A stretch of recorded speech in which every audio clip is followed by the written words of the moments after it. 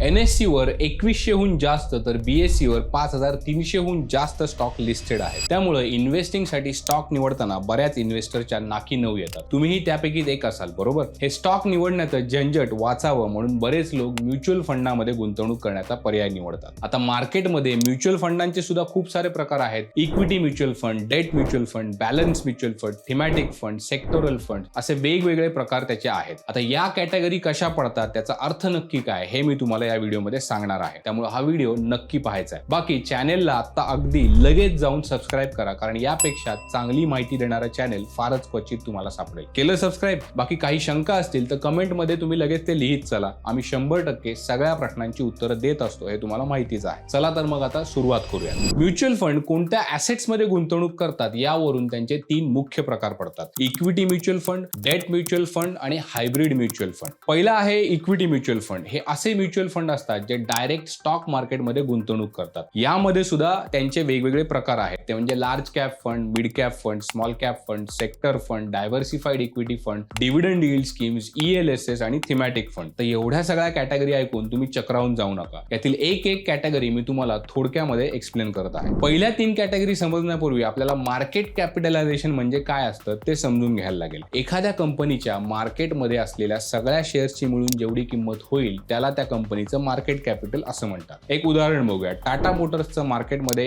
1000 shares आहेत. प्रत्येक शेअरची किंमत 500 रुपये आहे. म्हणजे 500 गुणिले 1000 म्हणजे 5 लाख रुपये एवढं टाटा मोटर्सचं मार्केट कॅपिटल झालं. हे फक्त उदाहरण आहे. कंपनीच्या मार्केट कॅपिटलवरून तिच्या साईजचा अंदाज येतो. मार्केट कॅपिटलवरून कंपन्यांचे 3 प्रकार पडतात: स्मॉल कॅप, मिड कॅप आणि लार्ज कॅप. ज्या कंपनीचं मार्केट कॅपिटल 5000 कोटी रुपयांपेक्षा कमी असतं तिला स्मॉल कॅप म्हटलं जातं. 5000 कोटी ते 20000 कोटी या दरम्यान ज्या कंपन्यांचं मार्केट कॅपिटल असतं त्यांना मिड कॅप कंपन्या म्हणतात. तर ज्या कंपन्यांचं मार्केट कॅपिटल 20000 कोटींपेक्षा जास्त असतं त्यांना लार्ज कॅप कंपन्या असं म्हटलं जातं. आता पुन्हा एकदा आपल्या म्युच्युअल फंड विषयाकडे येऊया. लार्ज कॅप म्युच्युअल फंड जे असतात ते असे असतात की ज्यांची सगळ्यात जास्त गुंतवणूक लार्ज कॅप स्टॉकमध्ये असतात. म्हणजे उदाहरण द्यायचं झालं तर एक ICICI Prudential blue chip fund या फंडाचं देत आहे. लार्ज कॅप कंपन्या या मोठ्या आणि वेल एस्टॅब्लिश्ड कंपन्या असतात. या कंपन्या आपल्या सेक्टरमध्ये लीडर असतात. त्यांची फायनान्शियल कंडिशन अतिशय चांगली असते. त्यामुळं वाईट काळामध्ये सुद्धा या कंपन्या सर्व्हाइव्ह नक्की करू शकतात. उदाहरण द्यायचं झालं तर रिलायन्स, L&T, TCS, ITC या लार्ज कॅप कंपन्या आहेत. त्याचं उदाहरण घेता येईल. या कंपन्या फेल होण्याचे चान्सेस कमी असल्यामुळे त्यांच्या स्टॉकमध्ये गुंतवणूक करण्यामध्ये रिस्क सुद्धा कमी असते. त्यामुळं लार्ज कॅप म्युच्युअल फंडामध्ये रिस्क कमी असते. सेबीच्या नियमानुसार लार्ज कॅप फंडाला 80%हून अधिक गुंतवणूक लार्ज कॅप स्टॉकमध्ये करावी लागते. दुसरा प्रकार आहे तो स्मॉल कॅप म्युच्युअल फंड. हे फंड स्मॉल कॅप कंपन्यांमध्ये गुंतवणूक करतात. या कंपन्या स्टार्टिंग फेजमध्ये असतात. त्यांची पूर्ण ग्रोथ अजून झालेली नसते. त्यामुळे मोठी ग्रोथ होण्याची आणि परिणामी मोठ्या रिटर्न्सची संधी असते. परंतु या कंपन्यांमध्ये फेल्युअरचे चान्सेस सुद्धा जास्त असतात. त्यामुळे रिस्क सुद्धा जास्त असते. म्हणून हे हाय रिस्क म्युच्युअल फंड असतात. या म्युच्युअल फंडाला 65%हून अधिक गुंतवणूक स्मॉल कॅप कंपन्यांमध्ये करावी लागते. त्याचं एक उदाहरण द्यायचं झालं तर क्वांट स्मॉल कॅप फंड या फंडाचं उदाहरण देतात. त्यानंतर येतात ते म्हणजे mid cap mutual fund. Mid cap कंपन्या थोड्याफार प्रमाणामध्ये सेटल झालेल्या असतात. त्यांचे पोटेन्शियल प्रमाणे अजून त्यांची ग्रोथ झालेली नसते. त्यामुळे त्यांच्यामध्ये मोठे रिटर्न्स देण्याची संधी असते. या कंपन्या पूर्णपणे सेटल नसल्यामुळे त्यामध्ये थोडीफार रिस्क सुद्धा असते. म्हणजे मिड कॅप फंडांमध्ये मीडियम रिटर्न्स आणि मीडियम रिस्क असते असं आपण म्हणू शकतो. मिड कॅप फंडाला सुद्धा 65%हून अधिक गुंतवणूक मिड कॅप स्टॉकमध्ये करणे बंधनकारक आहे. याचं उदाहरण म्हणजे SBI Magnum mid cap direct plan. आता इक्विटी म्युच्युअल फंडचा पुढचा प्रकार आहे तो म्हणजे सेक्टोरल फंड. हे फंड फक्त एका विशिष्ट सेक्टरच्या कंपन्यांमध्ये इन्व्हेस्टमेंट करतात. उदाहरण म्हणजे Aditya Birla sun life banking and financial services fund. हा फंड फक्त बँकिंग आणि फायनान्सच्या कंपन्यांच्या स्टॉकमध्ये इन्व्हेस्टमेंट करतो. आणखी एक उदाहरण म्हणजे ICICI प्रुडेन्शियल टेक्नॉलॉजी फंड. हा फंड टेक्नॉलॉजी सेक्टरमध्ये सगळ्यात जास्त गुंतवणूक करतो. पुढचा प्रकार आहे तो म्हणजे डायव्हर्सिफाईड इक्विटी फंड. यांनाच फ्लेक्सी कॅप फंड असं सुद्धा म्हटलं जातं. हे म्युच्युअल फंड वेगवेगळ्या मार्केट कॅपिटलायझेशन असणाऱ्या कंपन्यांमध्ये थोडे पैसे इन्व्हेस्टमेंट करतात. उदाहरणार्थ पराग पारिक फ्लेक्सी कॅप फंड. या फंडची 65%हून अधिक इन्व्हेस्टमेंट इक्विटीमध्ये असणं बंधनकारक आहे. त्यानंतर येतात ते म्हणजे डिव्हिडंड यील्ड फंड. काही कंपन्या त्यांच्या इन्व्हेस्टरला आपल्या प्रॉफिटचा काही हिस्सा डिव्हिडंड म्हणून देत असतात. डिव्हिडंड देणं कंपनीला बंधनकारक अजिबात नसतं. ज्या कंपन्या स्टेबल असतात आणि रेग्युलर डिव्हिडंड देतात अशा कंपन्यांमध्ये डिव्हिडंड यील्ड फंडची गुंतवणूक असते. इथे गुंतवणूकदारांना मिळालेला डिव्हिडंड पुन्हा एकदा म्युच्युअल फंडामध्ये इन्व्हेस्ट करण्याचा पर्याय त्यांना उपलब्ध असतो. इक्विटी म्युच्युअल फंडचा पुढचा प्रकार आहे इक्विटी लिंक्ड सेव्हिंग स्कीम म्हणजेच ELSS. ELSS सुद्धा स्टॉकमध्येच गुंतवणूक करतात, परंतु त्यांना 3 वर्षांचा याचा लॉक इन पिरियड असतो, म्हणजे 3 वर्षांपर्यंत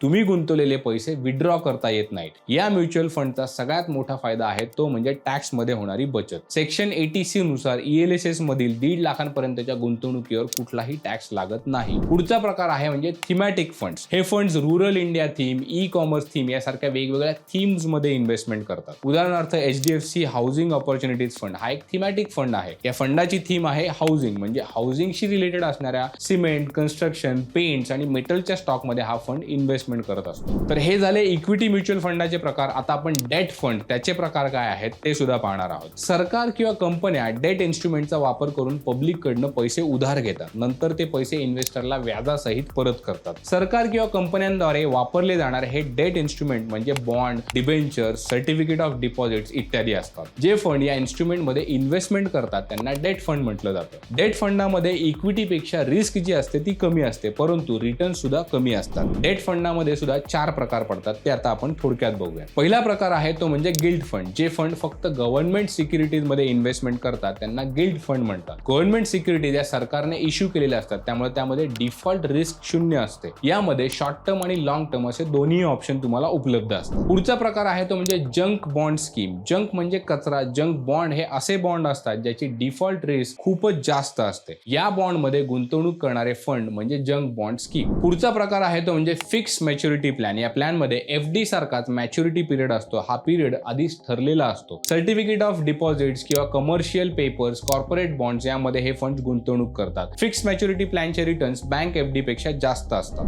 डेट फंडाचा चौथा प्रकार म्हणजे लिक्विड फंड्स. लिक्विड फंड्सची मनी मार्केट इन्स्ट्रुमेंट मध्ये गुंतवणूक केली जाते. मनी मार्केट इन्स्ट्रुमेंट म्हणजे असे इन्स्ट्रुमेंट ज्याद्वारे कंपन्या शॉर्ट टर्म साठी मार्केटमधनं पैसे उचलतात. सर्टिफिकेट ऑफ डिपॉझिट्स किंवा treasury bills, commercial papers, term deposit हे सगळे मनी मार्केट इन्स्ट्रुमेंट्स म्हटले जातात. या फंड्स मधली गुंतवणूक केव्हाही कॅश मध्ये कन्वर्ट करता येते, अर्थातच त्याची लिक्विडिटी जी असते ती जास्त असते. या फंडांचे रिटर्न सेव्हिंग अकाउंट पेक्षा जास्त असतात, शिवाय रिस्क जी असते ती सुद्धा कमी असते. त्यामुळे शॉर्ट टर्म साठी लिक्विड फंडामध्ये गुंतवणूक करणे हा एक चांगला पर्याय आहे. आतापर्यंत इक्विटी फंड्स आणि डेट फंड्स आपण पाहिले. हे फंड एकाच प्रकारच्या ऍसेट मध्ये गुंतवणूक करतात. इक्विटी फंड्स इक्विटी मध्ये इन्व्हेस्ट करतात, तर डेट फंड्स हे वेगवेगळ्या प्रकारच्या डेट इन्स्ट्रुमेंट मध्ये इन्व्हेस्टमेंट करतात. तिसरा प्रकार आता आपण पाहणार आहोत तो म्हणजे हायब्रिड फंड. हायब्रिड फंड्स अनेक प्रकारच्या ऍसेट मध्ये गुंतवणूक करतात, म्हणजे ते इक्विटी मध्ये सुद्धा इन्व्हेस्ट करतात आणि काही भाग हा डेट मध्ये सुद्धा इन्व्हेस्ट करतात. त्याचेही 3 प्रकार पडतात. पहिला प्रकार आहे मंथली इन्कम प्लॅन म्हणजेच MIP. MIP मध्ये फंडाचा 60 ते 90% भाग हा डेट इन्स्ट्रुमेंट मध्ये इन्व्हेस्ट केला जातो. उरलेला भाग जो असतो तो इक्विटी मध्ये गुंतवला जातो. जास्त गुंतवणूक डेट मध्ये असल्यामुळे हे फंड्स इक्विटी म्युच्युअल फंडापेक्षा सेफ असतात, परंतु असं नाही की यामध्ये अजिबातच रिस्क नसते. काही भाग इक्विटी मध्ये सुद्धा गुंतवलेला असल्यामुळे MIP मध्ये सुद्धा थोडीफार रिस्क असते. दुसरा प्रकार आहे तो म्हणजे बॅलन्स फंड. नावावरून तुम्हाला वाटेल की हे फंड डेट आणि इक्विटी मध्ये 50-50% गुंतवणूक करतात, परंतु तसं नसतं. बॅलन्स फंडची 65 ते 85% गुंतवणूक इक्विटी मध्ये असते, तर राहिलेली गुंतवणूक डेट मध्ये असते. जास्त गुंतवणूक इक्विटी मध्ये असल्यामुळे हे फंड चांगले रिटर्न देतात, शिवाय काही हिस्सा डेट मध्ये गुंतवलेला असल्यामुळे रिस्क सुद्धा कमी होते. याचं एक उदाहरण म्हणजे ICICI Prudential balance advantage fund. Hybrid फंडचा तिसरा प्रकार आहे तो म्हणजे आर्बिट्राज फंड. जर एखाद्या स्टॉकची प्राइस कॅश मार्केटमध्ये आणि डेरिव्हेटिव्ह मार्केटमध्ये वेगवेगळी असेल तर आर्बिट्रेजिंग करून प्रॉफिट कमावला जातो. यामध्ये सुद्धा 65% अधिक गुंतवणूक इक्विटी मध्ये केली जाते. हे फंड सेफ असतात, परंतु त्यांचे रिटर्न्स हे 6 ते 10% दरम्यान असतात. याचं उदाहरण म्हणजे टाटा आर्बिट्राज फंड. हे झाले ऍसेट क्लास नुसार म्युच्युअल फंडांचे अनेक प्रकार. याशिवाय फंड्स कसे मॅनेज केले जातात यावरून सुद्धा म्युच्युअल फंडांचे 2 प्रकार पडतात, ते म्हणजे ऍक्टिव्हली मॅनेज फंड्स आणि पॅसिव्हली मॅनेज फंड्स. ऍक्टिव्ह फंडामध्ये मॅनेजर स्वतः निर्णय घेतात, फंडामधले स्टॉक किंवा इन्स्ट्रुमेंट त्याची निवड करतात. उदाहरणार्थ इक्विटी म्युच्युअल फंड. पॅसिव्ह फंडामध्ये मात्र फंड मॅनेजर स्वतःच्या मर्जीने स्टॉक निवडत नाहीत. याचं एक उदाहरण द्यायचं झालं तर इंडेक्स फंड हे आहे. स्टॉक इंडेक्स मध्ये जे स्टॉक आहेत तेच या फंडामध्ये असतात. डेट फंड हा देखील एक प्रकारचा पॅसिव्ह फंड असतो. आता तुम्हाला म्युच्युअल फंडांचे वेगवेगळे प्रकार जे आहेत ते माहिती झाले असतील, त्यामुळे पुढच्या वेळी जर कोणी गुंतवणुकीचा सल्ला दिला तर तुमचा गोंधळ निश्चित उडणार नाही. यापैकी कोणत्या प्रकारामध्ये गुंतवणूक केली पाहिजे याचे उत्तर मिळवण्यासाठी तुम्हाला किती रिस्क घ्यायची आहे आणि किती काळासाठी गुंतवणूक करायची आहे हे आधी ठरवायला लागेल. बाकी तुम्ही कोणत्या म्युच्युअल फंडामध्ये गुंतवणूक आत्ता सध्या करत आहात हे आम्हाला कमेंट करून नक्की सांगा. व्हिडिओ जर तुम्हाला आवडला असेल तर एक लाईक करायला विसरू नका. तुमचे लाईक्स आम्हाला नवीन व्हिडिओ बनवण्यासाठी सतत प्रेरणा देत असतात. काही शंका असेल तर कमेंट बॉक्समध्ये बिनधास्त विचारा. लवकरच तुमच्या शंकेचं निरसन केलं जाईल. डिस्क्रिप्शन मध्ये तुम्हाला पर्सनल फायनान्सच्या वेगवेगळ्या व्हिडिओची आम्ही प्लेलिस्ट बनवलेली आहे, ती सुद्धा दिलेली आहे. ती नक्की चेक करा. फायदा तुमचाच होणार आहे. सध्यासाठी आपण इथेच थांबूया. बाय. पाहत राहा पैसा.